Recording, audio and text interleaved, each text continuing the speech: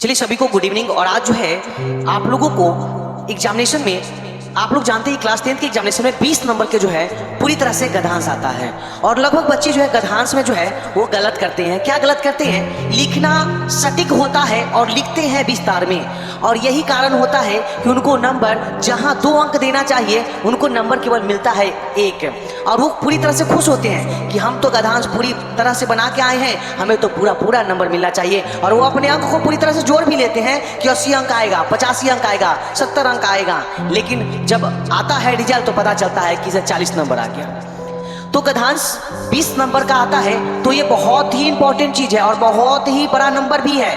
तो इस नंबर पर कैसे गद्यांश को सटीक एंड अच्छे तरीके से बनाए उस पर विशेष ध्यान देने की जरूरत है। समझे कि नहीं? ये अगर फोकस आप कर लेते हैं तो आपको 20 में 20 आपको मिलेगा। अगर इस बातों को ध्यान आप नहीं देते हो तो फिर आपको वही होगा कि लिखेंगे पूरा अंक मिलेगा, कुछ नहीं। समझिए कि नहीं? तो कुछ बातों को फॉलो करने का भी प्रयास करेंगे कि बनाएंगे कैसे।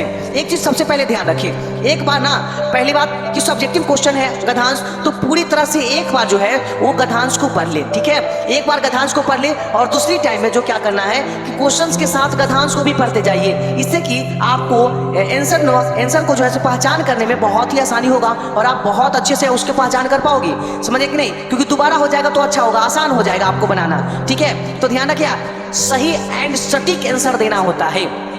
पूरा लिख देने से आपको नंबर नहीं मिलता है, एंड सही और सटीक नहीं लिखिएगा तो भी आप लोगों को दिक्कत है। तो गद्यांश बनाने का सबसे आसान तरीका क्या होता है वो चीजों को ध्यान रखें, क्योंकि ये इंपॉर्टेंट चीज अगर ध्यान रखते हैं तो 20 में 20 अंक आपको मिलेंगे यहीं से। अब देखना है कि पढ़े सर कैसे पढ़े और कैसे किस प्रकार से हम प्रश्नों को सॉल्व करने का प्रयास करेंगे, है ना जी? तो ध्यान रखिएगा कि आपको गद्यांश जो मेरे भाई है वो बहना, सबसे पहले 4 गद्यांश पूछे जाते हैं। समझे कि नहीं? हिंदी में 4 गद्यांश पूछे जाते हैं जिसमें आपको 2 गद्यांश बनाना होता है, 2 गद्यांश बनाना होता है, 4 पूछे जाते हैं। ऐसा ना कि 4 के 4 बना दीजिएगा तो सोचिए कि हमारा 10 चौके 40 नंबर आ जाएगा, तो ऐसा बिल्कुल नहीं होता है। 4 में से कोई 2 ही गद्यांश बनाने हैं तो केवल 2 ही गद्यांश पर विशेष ध्यान देना है। समझे कि नहीं? और बिल्कुल फोकस करके, ऐसा नहीं कि बस बना रहे हैं पता नहीं किसका आंसर क्या होने वाला है ना? कहते हैं ना कि सीढ़ियां उन्हें मुबारक हो जिन्हें छत तक जाना है, सीढ़ियां उन्हें मुबारक हो जिन्हें छत तक जाना है, अपनी तो मंजिल आसमां है, रास्ता हमें खुद बनाना है। अब तो सफलता मिले या ना मिले ये तो मुकद्दर की बात है, हम कोशिश भी ना करें ये तो गलत बात है। समझे कि नहीं? तो कोशिश करना जरूरत है। अभी लास्ट समय चल रहा है तो बिल्कुल सभी आदमी पूर्ण रूप से अपने तन और मन पूरी तरह से निष्ठाओं के साथ लगा दे, और यह कड़ी मेहनत आपकी सफलताओं में बिल्कुल बाधक नहीं बनेगा। जहां तक हो सके सफलताओं के रास्ता को खोलने का काम करेगा। तो मेहनत आज से ही पूरी तरह से करने का प्रयास करिए। ने कहा दिया है कि 4 गद्यांश में से केवल 2 गद्यांश बनाने हैं। चलिए ध्यान रखिएगा, सबसे पहले इस बात को कहता है कि भारतीय संस्कृति के प्रतिनिधि कवि के रूप में राष्ट्र कवि मैथिली शरण गुप्त का नाम सदा अमर रहेगा। किस रूप में हुआ? तो राष्ट्र कवि के रूप में, राष्ट्र कवि के रूप में खरी बोली के उषा काल में ही गुप्त जी की लेखनी का प्रसाद हिंदी जगत को मिला और लगभग अधर है ना आधा शताब्दी जो है तक उनकी जो है लेखनी और वरत काव्य रचना में व्यस्त रही है। कहता है कि बुंदेलखंड के झांसी जनपद में चिरगांव नामक स्थान में एक वैश्य परिवार में सन 1886 में जन्म लेकर उन्होंने अपना जीवन साहित्य सर्जन में ही लगाया। कैसा परिवार में हुआ? तो वैश्य परिवार में। कब जन्म हुआ? तो 1886 में। ध्यान रखिएगा इस बात को। सन 1964 में इनका क्या हो गया? देहांत हो गया, यानी वो मर गए, यानी उनका निधन हो गया। गुप्त जी वस्तुतः आधुनिक काल के कवियों के कवि गुरु हैं। कहना है किस काल के हुआ? तो आधुनिक काल के कवियों में के कवि है और इनको गुरु भी कहा जाता है।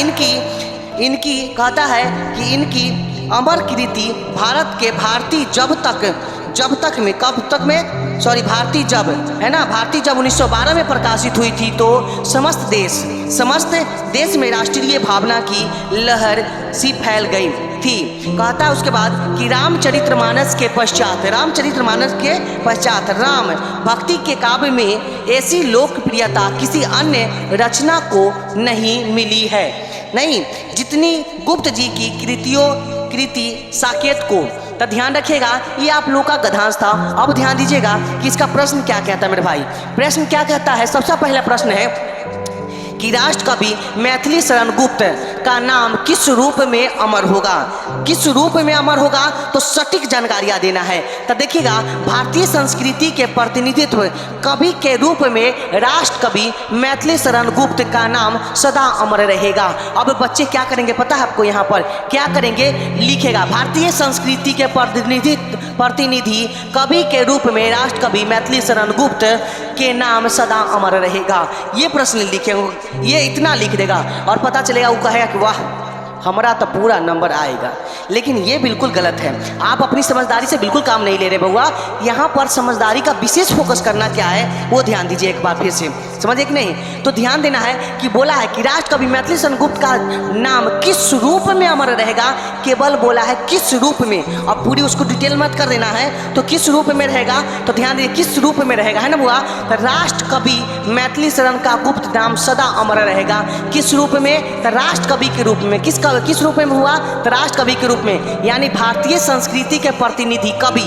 यहाँ पर बोल दिया गया भारतीय संस्कृति, लेकिन लिखना नहीं है। राष्ट्रकवि मैथिली शरण का गुप्त नाम सदा अमर रहेगा। किसके रूप में, राष्ट्रकवि के रूप में। तो पूरा क्या आंसर दे देना है बुआ, क्या आंसर दे देना है, राष्ट्रकवि मैथिली शरण का गुप्त का नाम जो है वो हमेशा किस रूप में, राष्ट्रकवि के रूप में हमेशा क्या रहेगा, अमर रहेगा। अमर। आप लोगों ने देखा कि किस प्रकार से जो है सो पहला प्रश्न का हल जो है हमने किया। ध्यान रखिएगा कि वो प्रश्न वैसे ही बनाना, जो बात बोली जाए उस पर विशेष फोकस करना है। ऐसा नहीं कि बस उसमें से लोग, पता है टीचर क्या कहेगा, क्या करना बुआ, एक काम करना, जो चीज बीच में रहेगा ना उस चीज को पूरा लाइन में खोजना, लाइन में मिल जाएगा ना वही आंसर होगा।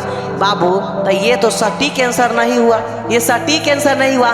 तब हम कैसे जाने कि आप उस चीज को पढ़े हैं और अपने मन से लिखे हैं। तो पूरी जरूरत नहीं कि हाँ लिखेंगे उसमें से, लेकिन पूरा चीजों को नहीं। जो चीज पूछा जाएगा ना बउआ उसी चीज पर बात करेंगे और किसी बात पर बात नहीं करेंगे मेरे भाई बहना, इस बात को भी ध्यान रखना। चलिए जैसा कि आप लोगों ने प्रश्न नंबर 1 को देखा, चलिए प्रश्न संख्या 2 कह रहा बुआ कि गुप्त जी का जन्म कहाँ हुआ था।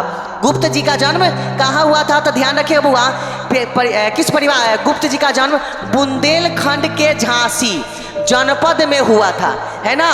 जनपद में चिरगांव नामक स्थान में हुआ था। तब विशेष नहीं बोलना है, बुंदेलखंड के झांसी में जनपद चिरगांव नामक स्थान में हुआ था।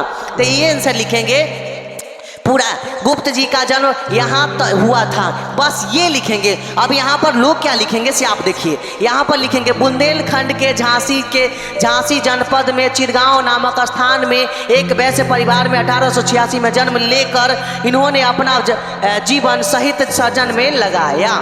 जो क्या हो जाएगा, सही नहीं होगा, यानी आपको पूरा नंबर नहीं मिलेगा और आप पूरा खुश रहेंगे कि हमको तो आज कोई रोकेगा नहीं। लेकिन वहाँ रोकने की बात नहीं है, वहाँ तो बिल्कुल टोकने की बात है। तो बिल्कुल ऐसा ना करें, जो पूछा जाए बिल्कुल सही जवाब दीजिए, ठीक है। अगली प्रश्न की ओर बढ़ते हैं। अगला प्रश्न क्या कहता है मेरे भाई, कहता है कि गुप्त जी का जन्म कब और मृत्यु कब हुआ।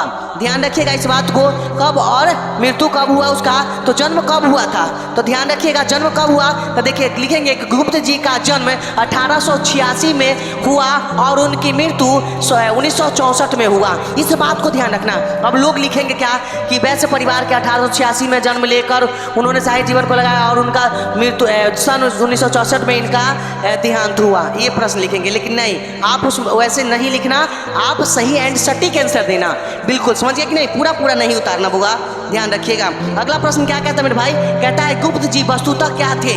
गुप्त जी वस्तुतः क्या थे, तो ध्यान रखिएगा, गुप्त जी वस्तुतः क्या थे, तो ध्यान रखिएगा गुप्त जी जो थे आधुनिक काल के कवि थे। किस काल के कवि थे, तो आधुनिक काल के कवि थे और वो एक राष्ट्र कवि भी हुए थे। तो इस दोनों बात को वहां पर इंगित कर दोगे, आपको नंबर नहीं कटेंगे। अगली प्रश्न की ओर देखिएगा, भारत भारती कब प्रकाशित हुई। भारत भारती कब प्रकाशित हुई, तो यहाँ पर आंसर होगा क्या, ध्यान दीजिएगा कि भारत भारती कब प्रकाशित हुई। तो बस यहाँ देखिएगा, लिखेंगे भारत भारती 1912 में प्रकाशित हुई, बस ये सटीक आंसर है। अब जब लोग लिखेंगे तो लिखेगा भारत भारती जब सन 1912 में प्रकाशित हुई तो समस्त देश समस्त देश में राष्ट्रीय भावना की लहर सी फैल गई थी। क्यों पता है ऐसा क्यों कहते हैं? लोग कहेंगे ध्यान देना, बीच में जो शब्द आएगा ना बुआ, ओकरा पीछे वाला फुल स्टॉप और लास्ट वाला फुल स्टॉप, उसके बीच वाला लिख देना, पूरा पूरा नंबर मिलेगा। लेकिन ऐसा बिल्कुल नहीं करना, ध्यान से पढ़ना, उस चीज़ को समझना, और तब जाकर उसमें से बात जो हमें सटीक लगे उस चीज़ को निकालकर उसी के माध्यम से लिख दो। पूरा नंबर, एक भी नंबर आपको नहीं कटेगा। और जिस चीज़ के बारे में पूछा जाए उस पर ही विशेष फोकस करना, और बाहरी चीज़ नहीं। ये नहीं कि ज़्यादा लेंदी हो जाए, ज़्यादा हो जाएगा, ऐसे नहीं। उसमें से कुछ बातों को छांटना होता है, कुछ बात जो होता है मन से नहीं, उसी की बातों को उसी की बातों में लिख देंगे, बट पूरा उतारेंगे नहीं। तो ये देखें कि आप लोग किस प्रकार से गद्यांश बनाएंगे। अगर इस प्रकार से आप लोग गद्यांश बनाते हो तो आपका एक भी नंबर नहीं कटेगा और आपको फुल मार्क्स मिलेंगे, 20 में 20 मार्क्स मिलेंगे। इस बात का भी ध्यान रखिएगा। तो यहाँ पर बिल्कुल आप अपने से गलती ना करिए, और फिर आगे देखेंगे कि पत्र कैसे लिखेंगे नेक्स्ट वीडियो में। तब तक के लिए धन्यवाद।